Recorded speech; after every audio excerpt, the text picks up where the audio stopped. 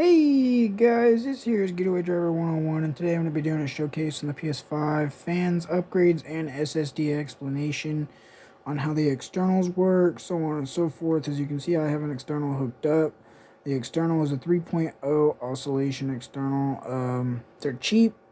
Got mine for $40. It's a 1 tear. Works great. It's not very fast though, but it does work. And if you're somebody who's trying to build a storage, I'm basically going to be making a supply bank. Basically, I'm going to be putting a 1 or 2 terabyte SSD inside the 5, which is going to be 7,000 set. And then after I do that, it's going to be a 7,000 read and write speed, ultra spec, and I'm going to make sure it has correction technology in the SSD, so it will correct any error codes, corrupted data, stuff like that before the system recognizes it, things like that. Very advanced SSD is what I'm looking for, and I've been going through lots of different models, but I'm making sure that it's going to be a heat sink model, not a heat plate. Make sure that you do not get a heat plate. Heat plate retains heat. Yes, it will dissipate heat as well, but it only dissipates heat like maybe 10%. The heat sinks dissipate 40 to 50% of the dissipation of heat from the microchips and stuff like that. So you want a heat sink for your SSD, because that will help keep your SSD cooler, so on and so forth. If you're wanting to prolong the life of your PS5, I suggest getting a fan booster. Now, if you're wondering if my PS5 is the loud thing sitting here, no, those are my fan boosters. As you can see, I got the blue one on and the red one on. The red one is high speed. The blue one is got its own microchip in it. When the console first launches on turn on, this will be at maximum speed until the console is completely booted up, and then it will slowly roll its speed down very slowly until it gets to where it's just running. See, that's just that fan now. I've turned off this one.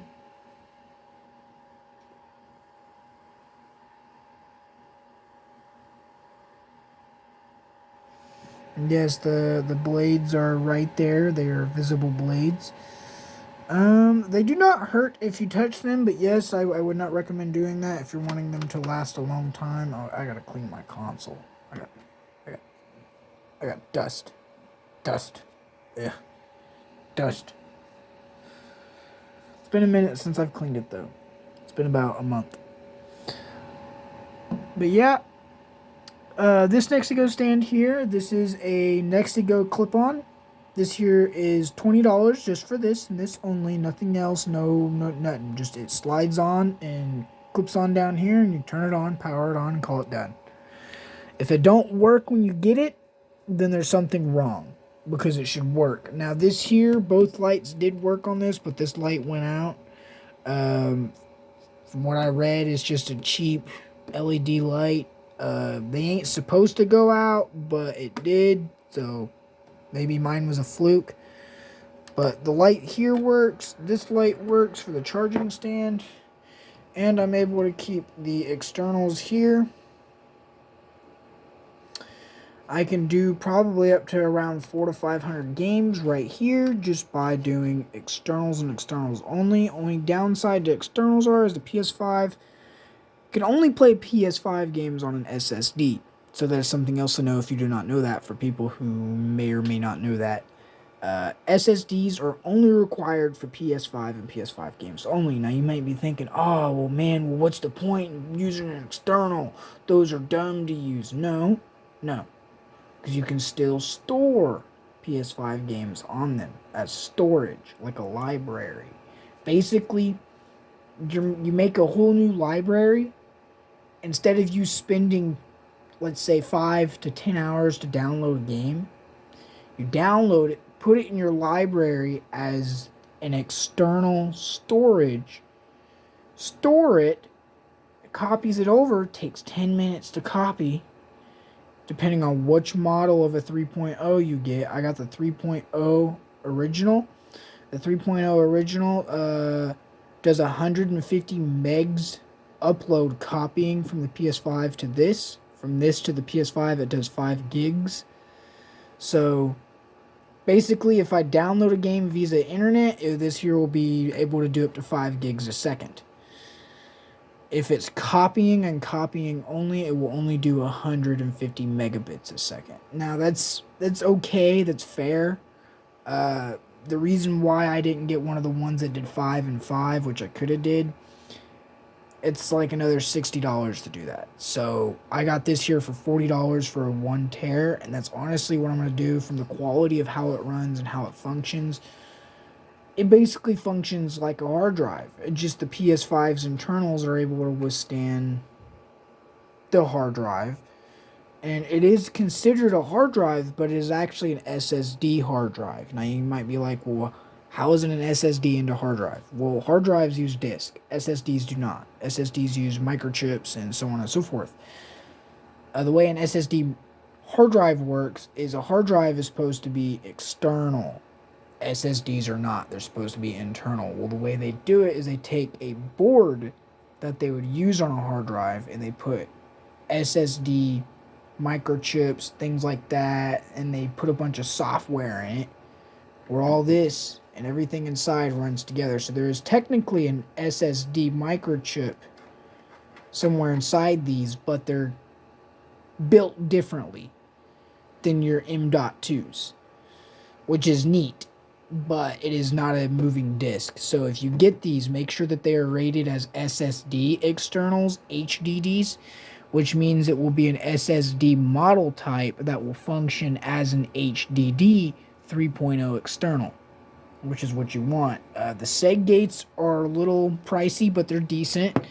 The oscillations are cheap and effective and decent. The W blacks are expensive and too darn expensive.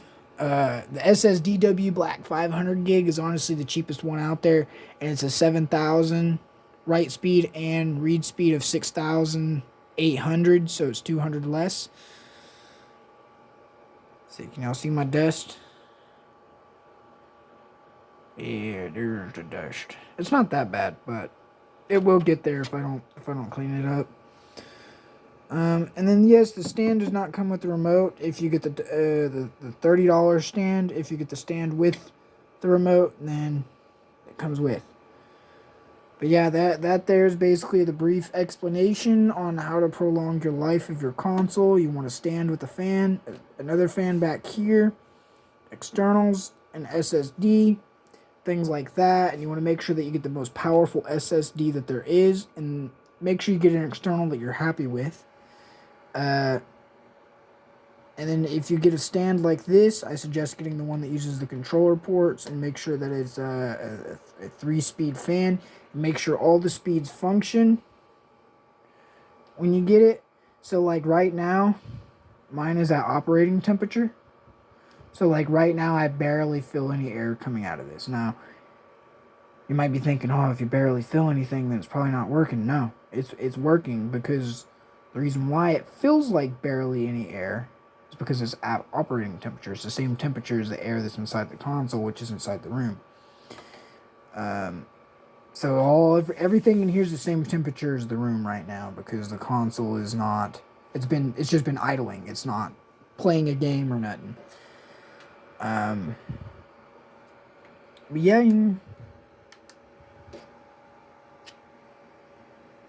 And these here, honestly, what these are designed to do is only to cool down the RAM. The RAM is your HDMI, your 4K, your graphics card. It is all graphics. That is what this here helps keep cooled down, is your graphics card. Now, some people out there are like, oh man, you don't want a graphics card staying real cool. It can make them not be as cool when it comes to your games producing as good graphics. That's BS. That is complete BS. That is a myth. I don't really know where that myth came from, but I heard somewhere on a PlayStation forum about a week or two ago that it was like the PlayStation 5s, yes, they overheat pretty easy, but the hotter they get, the more performance you get out of them. And it's like, no, that's not how that works. It's actually the complete opposite. You're getting higher performance as it's heating up, but then the performance drops because it's heating up. So the performance will start to incline, and then as soon as it gets too hot, the performance drops. Boom. And then the console does its overheat thing, and you don't want it to do all that. That will mess it up. You can damage your internals that way. You can damage your SSD drives. You can even damage your RAM drive, which is your drive that runs your 4K and so on and so forth. So I suggest that if you are wanting to have a fantastic PS5 that runs the way you run it and runs efficiently as possible, fan upgrade. Up to you. External SSD with heatsink. Now most people think, oh, well, if it has a heatsink, it's going to help control the heat of the console. No. What controls the heat of your console is the CPU on your fan. The fan has a built-on CPU. So if your console seems to get hot, and it seems like the speeds never change and it's always running at one speed, then maybe you need to check your fan and make sure your fan is operating normally, spinning normally. And if it spins normally, make sure it is changing functions and modes. If you can't really tell, then you'll have to do a little bit of research on the fan model you have, because there are some fan models that are crap. So, hope y'all enjoyed this. Like or subscribe if there's anything else y'all would like to know about the PS5 or anything else I will do a video on. If you're wanting to know the easiest way on how to set the PS5's externals and stuff up, honestly, they're just plug and play, depending on what externals you get. The SSDs, I have not messed with. Hope you like or subscribe. Enjoy. If there's anything else y'all would like to know, let me know. Put some things down in the comment section. If you want to donate, go to the About section.